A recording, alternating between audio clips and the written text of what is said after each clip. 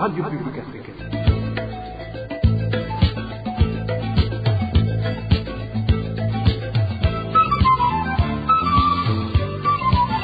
Radio Publique Africaine.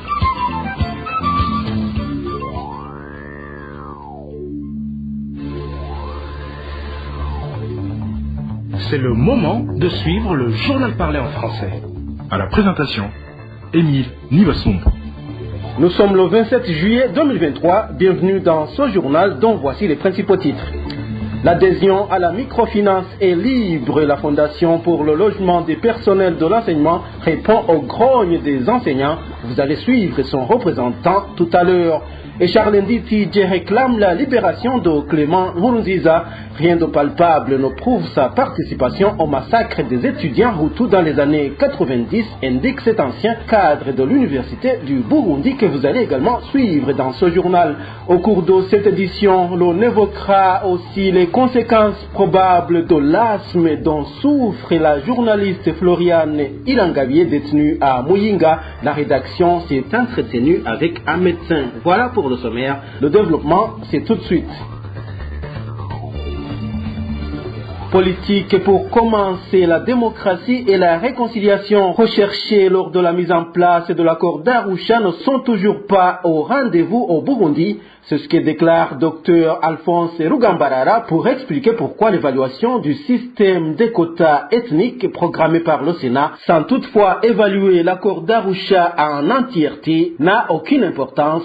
Suivez plutôt l'un des signataires de l'accord d'Arusha pour la paix et la réconciliation au Burundi, Dr Alphonse Rugambarara. Je voudrais d'abord expliquer les raisons de ces chiffres-là. 60-40 pour les postes politiques, 50-50 pour les postes à l'armée, 67 pour les postes de l'administration territoriale, 70 pour les partis politiques.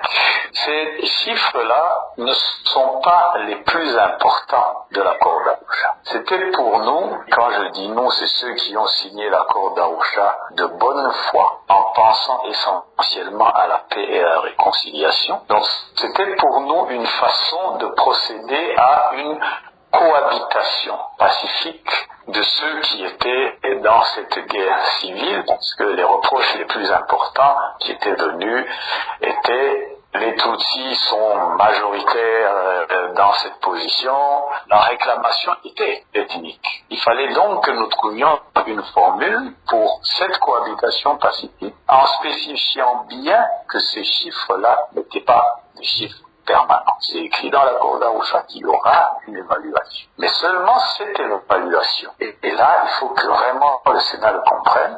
Cette évaluation doit se faire ou devait se faire avec l'évaluation de toute l'application de l'accord d'Arusha. Et pas seulement les chiffres. Parce que l'accord d'Arusha, les deux buts principaux, c'est la paix et la réconciliation. Sommes-nous vraiment en paix? Sommes-nous vraiment réconciliés? Tous les protocoles de l'accord d'Arusha ont-ils été bien exécutés, bien accomplis? Je voudrais donc interpeller ceux qui ont programmé cela de plutôt revenir à l'application de l'accord d'Arusha, évaluation de l'accord d'Arusha. Et j'inviterai même ceux qui le peuvent, les associations de la société civile, etc., de faire quelque part cette évaluation. En particulier ceux qui ont subi les problèmes les plus importants à partir de 2010-2015. Selon Alphonse Rugambarara, la suppression des quotas ethniques ne poserait aucun problème si les Burundais s'étaient réellement réconciliés. En période de démocratie, un parti s'arroge le droit de mettre 100% des gens d'une même ethnie. Ça ne devrait pas être un problème. Mais je demanderai au Sénat, à ceux qui seront dans cette réunion, est-ce que vous avez déjà réglé le problème qui fait que quand quelqu'un est critiqué, commence à dire: vous me critiquez parce que je suis Hutu, vous me critiquez parce que je suis Tutsi. Non, vous ne l'avez pas encore réglé. Parce que l'homme politique doit être responsable de ses actes, individuellement ou par son parti. Nous savons que justement, nous n'avons pas dit que les partis devraient être Hutu, devraient être Tutsi. Mais si certains partis peuvent se considérer comme Hutus, ça veut dire que nous sommes encore loin du processus de réconciliation, encore loin de la paix. Les pouvoirs se suivent et se ressemblent malheureusement au Burundi. C'est le même état d'esprit. L'accord d'Arusha pour la paix et la réconciliation n'a pas été appliqué comme nous aurions voulu qu'il soit appliqué. Donc, les quotas ne devraient pas être aussi importants. J'insiste, messieurs du Sénat, évaluer l'application de l'accord d'Arusha. J'interpelle tous ceux qui sont intéressés par ça. Aussi procéder à cette évaluation, même de façon indépendante, pour montrer clairement que non, nous ne sommes pas encore dans la paix, puisqu'il y a des réfugiés, il y a des choses ignobles qui se passent, etc. Nous ne sommes pas encore dans la réconciliation, parce que l'état d'esprit Hutu, l'état d'esprit Tutsi, prédomine encore au sein des différents partis, du parti au pouvoir et même des autres partis. L'ethnisme ne peut pas marcher lorsqu'il y a une véritable démocratie, lorsque les gens s'expriment comme il faut et qu'ils critiquent le responsable politique pour ce qu'il fait et non pas pour ce qu'il est. Et que lui aussi, il conçoit la critique pour ce qu'il fait et non pas pour ce qu'il est. Docteur Alphonse Rugambarara réagit après que le Sénat a prévu de lancer lundi prochain l'évaluation du système des quotas ethniques au niveau de l'exécutif, du législatif et du judiciaire. Le Sénat dit se baser sur la Constitution actuelle. Je vous le disais en titre, Clément Nkurunziza devrait être relâché car il est incarcéré sur de simples soupçons, faute de preuves tangibles et palpables l'impliquant de près ou de loin dans le massacre de ses condisciples Hutus. C'est en substance l'analyse de Charles Nditije, un des cadres qui faisait partie du conseil rectoral à l'époque où ces atrocités ont été commises. Charles Nditije raconte comment ils ont découvert cette abomination ainsi que le rôle qu'a toujours joué Clément Nkurunziza pour contenir les hordes des étudiants décidés à en découdre. Quand ce drame s'est produit, Clément Nkurunziza n'était plus président de la CER, l'association qui regroupait les étudiants de l'Université du Burundi. C'était plutôt Habarugira Gaspard qui dirigeait la CER, qui a malheureusement décédé entre-temps. Ce que je dois dire par contre, lorsque Clément Nkurunziza dirigeait la CER, à l'époque, directeur Pascal Firmin Dimira, qui a été d'ailleurs interpellé par Karayenga, Athanase et d'autres, il n'y a pas eu de massacre, alors que c'était au plus fort de la crise dans les années 93-94. Je sais que le recteur Pascal Firmin Dimira avait donné des téléphones portables aux représentants des Hutus et aux représentants des Tutsis, et chaque fois qu'il y avait un signal annonçant quelque chose qui allait se passer entre les Hutus et les Tutsis, on nous appelait et le recteur nous réveillait même à minuit et on quittait notre domicile et nous allions calmer la situation dans les différents campus. Et donc nous avons joué plus sur la prévention et nous avons limité les dégâts. Il n'y a pas eu de massacre à cette époque-là. Donc je dois dire qu'à ce niveau-là, Clément Nkurunziza a informé régulièrement la direction de l'Université du Burundi et nous travaillons main dans la main. Et c'est pour cela qu'il n'y a pas eu de drame à ce niveau-là. Donc je dois dire que il n'y a aucune preuve matérielle qui montre l'implication de M. Clément Nkurunziza dans ce drame qui s'est produit dans la nuit du 11 au 12 juin 1995 et les autres drames qui ont suivi. Donc, à mon avis, et en toute équité, on devrait relaxer Clément Nkurunziza et enclencher des enquêtes sérieuses pour déterminer qui ont commis ces drames et qui les ont commandités. Ce ne serait que justice. Donc pour moi, il n'y a pas de preuves matérielles incriminant M. Clément Nkurunziza. Charles Nditije s'indigne de l'inaction qui a depuis caractérisé la justice burundaise et surtout que certains exécutants n'ont jamais été inquiétés alors qu'ils sont connus.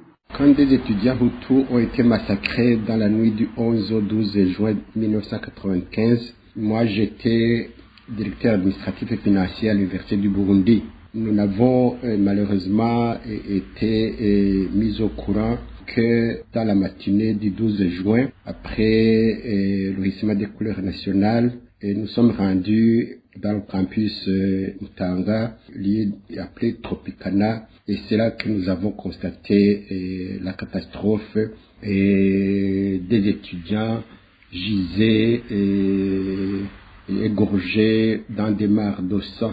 Malheureusement, il n'y a jamais eu d'enquête pour déterminer qui a fait quoi et qui a commandité cette atrocité.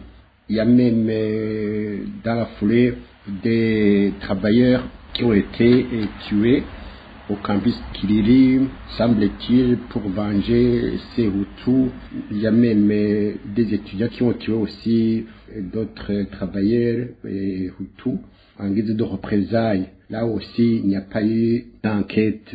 Ensuite, le directeur de la recherche, Monsieur Ruzenza Stanislas, a été également assassiné dans son bureau. On a tiré sur lui dans son bureau dans la matinée, c'était vers 10 heures, et l'assassin est sorti gaillardement. Et là aussi, il n'y a pas eu d'enquête ni de la part des autorités rectorales, ni de la part de la justice.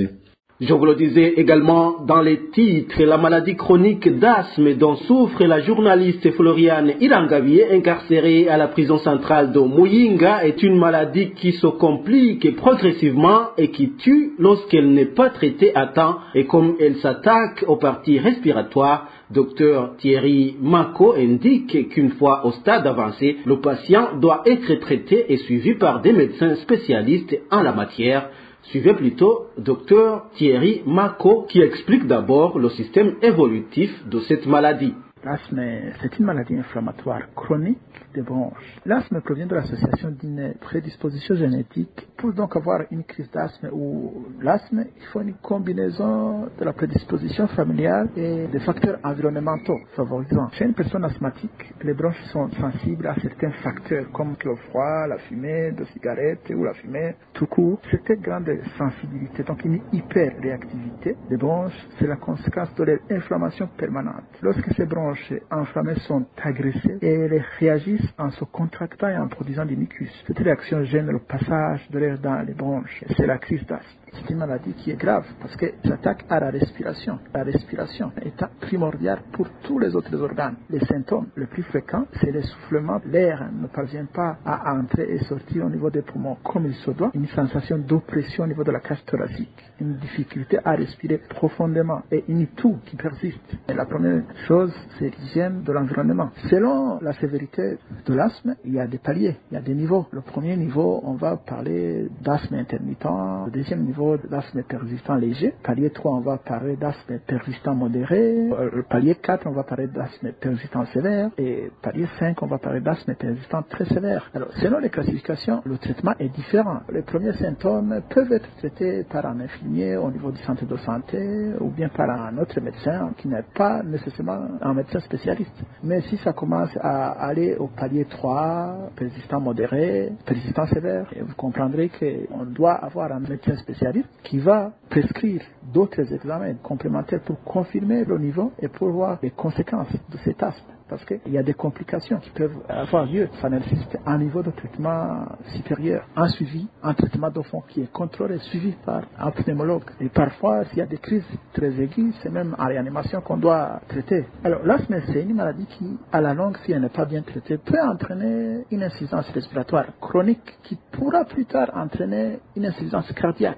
Donc, vous comprenez que c'est une maladie qui doit être suivie et traitée à temps par un spécialiste. L'asthme attaque la fonction vitale qui est la respiration. Donc, ce n'est pas une maladie qu'il faut négliger. L'association volontaire des droits des prisonniers dans la région nord, l'est et le centre du pays, AVDP en sigle, se joint aussi aux autres pour alerter sur l'état de santé de la journaliste Floriane Irangawie. Le président de cette association, Jean Nayabagabo, confirme également que l'état de santé de Floriane Irangawie se détériore progressivement. L'association volontaire pour la défense des droits humains en général et des prisonniers en particulier AVDP ainsi communique ce qui suit. Concernant le cas du journaliste Florian Irangawiye se trouve actuellement dans la prison de Muyinga. AVDP dans cette région confirme que Florian Irangawiye a une grave maladie comme le montrent les résultats des médecins. Pour cela, AVDP demande qu'il soit placé dans une prison aérée et proche d'un médecin spécialiste pouvant traiter convenablement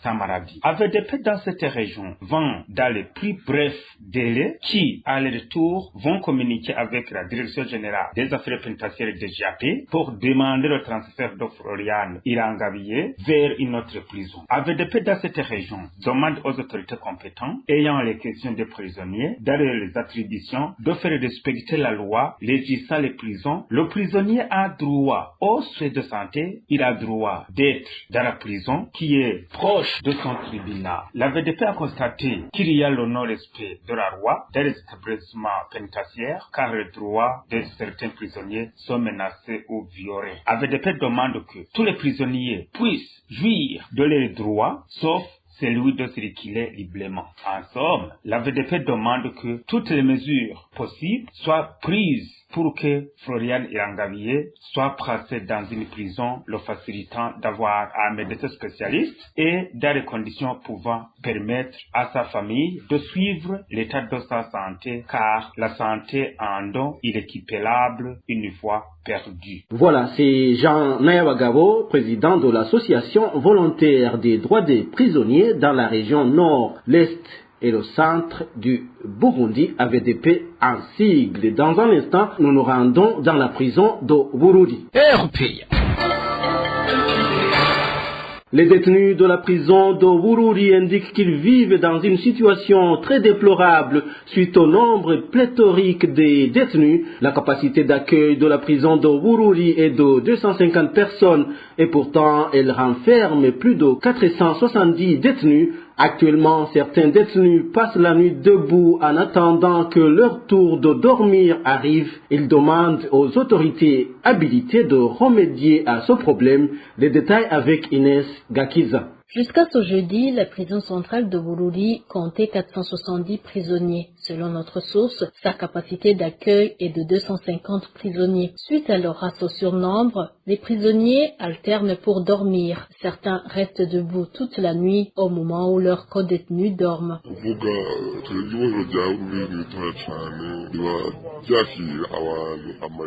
La prison de Bururi est vraiment minime. On est déjà au nombre de 480 prisonniers. Nous sommes obligés de dormir à tour de rôle et ceux qui ne peuvent pas dormir, en plus de la faim, tombent par terre des fois inconsciemment.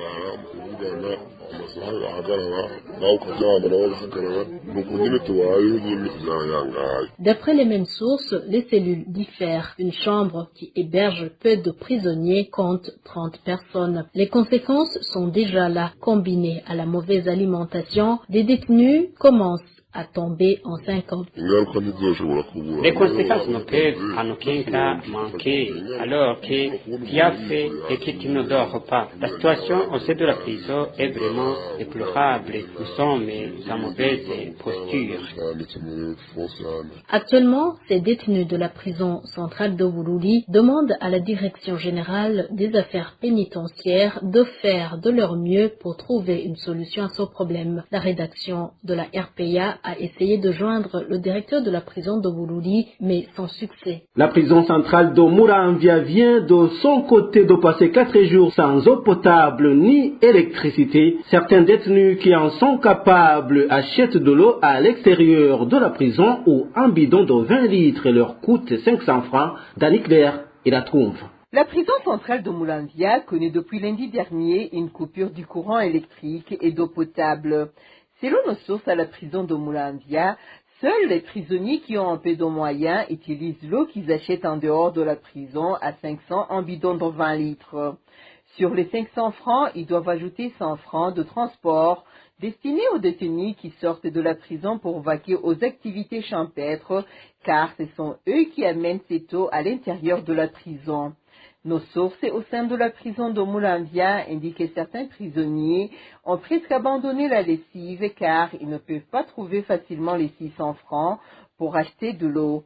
Ce manque d'eau à la prison de Muramvya vient aggraver les conditions de vie précaires des prisonniers qui étaient déjà confrontés aux problèmes graves de manque de nourriture, car ils viennent de passer tout un mois sans avoir de la farine de manioc pour faire la pâte. Nos sources indiquaient même les graines de haricots dont bénéficient encore les prisonniers ont sensiblement diminué par rapport à la quantité qui était prévue à chaque détenu. Ces prisonniers demandent au gouvernement de trouver une solution à tous ces problèmes, sinon ils risquent d'attraper plusieurs maladies, dont celles liées au manque d'hygiène. La rédaction de la RPA a essayé de joindre à ce propos le directeur de la prison centrale de Muramvya, mais sans succès. Cap à présent sur le chef-lieu de la commune Bugavira en province Kirundo qui fait face à un manque criant d'eau potable. La fontaine publique ne fonctionnant pas convenablement pour pouvoir satisfaire la population. Le gros des habitants se rabat au lac Chohoha. Le point avec Elvis Nyomongere. Le problème d'eau potable en commune Bugavira date de très longtemps. Au chef-lieu de cette commune, sur le seul robinet qui existe, l'on peut faire laquer pour toute une journée et rentrer bredouille. Le mécanisme de pompage d'eau aurait quelques défauts. On a une borne fontaine pour 3 collines. Alors, on y trouve une grande foule de gens qui font la queue en attendant que les plaques solaires se rechargent pour faire fonctionner les pompes qui tirent l'eau. Le gros de la population de cette commune se rabat aux eaux du lac Chohoa et pour ceux qui ont les moyens, ils peuvent se ravitailler en eau à partir des gens qui ont des vélos et qui font des ravitaillements dans le quartier moyennant une certaine somme d'argent. La population de la commune Bugavira utilise encore l'eau du lac. Alors, celui qui veut de l'eau potable à boire, il achète un bidon de 20 litres à 1000 francs. Une fois au chef-lieu de la commune, l'eau du lac se vend également. Un bidon de 20 litres coûte 500 francs. Pourtant, il y a 4 mois, la population avait cru que le problème d'eau potable dans les communes allait être résolu. En visite dans cette commune, le président de la République avait donné un mois au gouverneur pour qu'il puisse mettre fin au problème d'eau potable en commune Bugavira. Quand le président de la République a effectué une descente dans notre commune, le processus d'adduction d'eau potable était en cours. Avec les tuyaux, on en était encore sur la colline Murama. Pourtant, dans les rapports qu'avait le président de la République et même le gouverneur, il était indiqué que la commune Bugavira est déjà alimentée en eau potable. Quand il s'est rendu compte qu'on lui avait fourni des rapports mensongers, il a donné uniquement un mois au gouverneur pour qu'il s'assure que la commune soit alimentée en eau potable. Mais voilà que la population cherche toujours de l'eau comme de l'or. À ce propos, la rédaction de la RPA a essayé de contacter Albert Hatungimana, gouverneur de la province Kirundo, pour savoir où réside le blocage. Il était injoignable sur son portable. Pourtant, lors de sa dernière descente en commune Bugavira, c'était en mi-mars, et le président de la République du Burundi a été étonné de voir que cette commune n'avait pas encore d'eau potable. Évariste Ndayishimiye accusait les administratifs d'avoir menti dans leur rapport. Suivez la déclaration d'Évariste Ndayishimiye ce jour-là.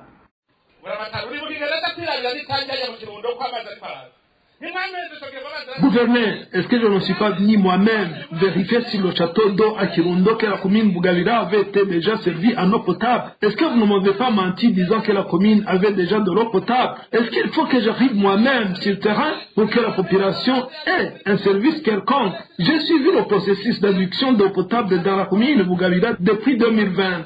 Quand je me suis rendu s'enquérir de la situation sur le château, on m'avait dit que la commune Bugavira avait été déjà servie. Mais voilà que je viens de poser mes pieds dans cette commune avant qu'elle ne soit servie. Comment est-ce qu'on va collaborer?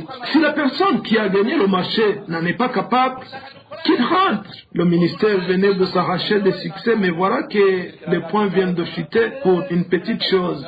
Un petit rien.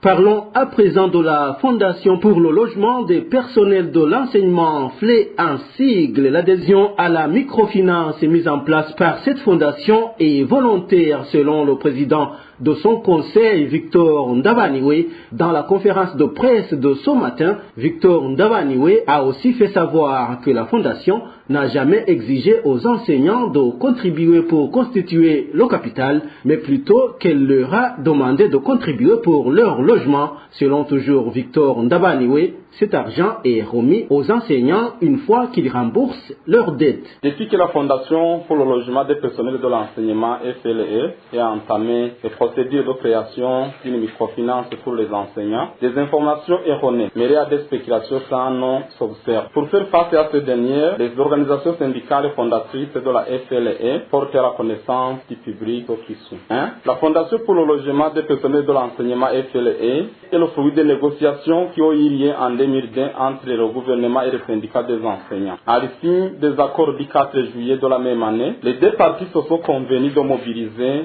les fonds nécessaires pour le démarrage des activités. La constitution de l'épargne par les enseignants n'a commencé en 2008 qu'après l'acquisition de la personnalité juridique de cette fondation. Ce qu'on est en train de faire ces derniers jours vise donc la conformité de la FLE Fondation à la loi numéro 1/12 du 28 juillet 2017 régissant les sociétés coopératives et aux recommandations du régulateur du secteur financier qu'est la BRB. 2. La fondation FLE n'est pas à liquidation comme certains le présagent. Il s'agit tout simplement d'un transfert de certaines de ses missions, telles que la négociation et l'octroi des crédits, qui seront prochainement opérées par la microfinance en création. L'adhésion à cette microfinance, elle est libre, individuelle et volontaire. Il paraît écrit que tous les affiliés de la FLE Fondation doivent être des affiliés de la nouvelle microfinance. Comme l'adhésion est libre et individuelle, le désengagement l'est aussi et doit respecter la réglementation en vigueur. Depuis que la fondation FLE existe, elle n'a jamais collecté de capitaux. Les contributions volontaires mensuelles des enseignants sont des épargnes destinées à garantir les crédits logements. Pour le moment, les épargnes déjà collectées et les subsides que le gouvernement a accordés à la fondation sont des nantissements de crédits de plus de 100 milliards déjà octroyés aux enseignants et doivent être remboursés régulièrement. Pour clore cette édition, parlons de la hausse du prix du sucre qui entre en vigueur aujourd'hui même. Un kilogramme de sucre s'achète désormais à 3300 francs. On remarque une augmentation d'environ 800 francs sur le kilogramme au prix du détail. La Sosumo précise également que les grossistes doivent vendre le kilogramme de sucre à 3240 francs. Au sein de cette société sucrière du Mosso, le kilogramme de sucre se vend à 3190 francs burundais. Voilà, c'est par ici que nous mettons un point final au journal du 27 juillet 2023. Merci à vous tous qui nous avez suivis à la présentation. C'était Émile Nibasumba. Passez une agréable soirée chez vous. Au revoir.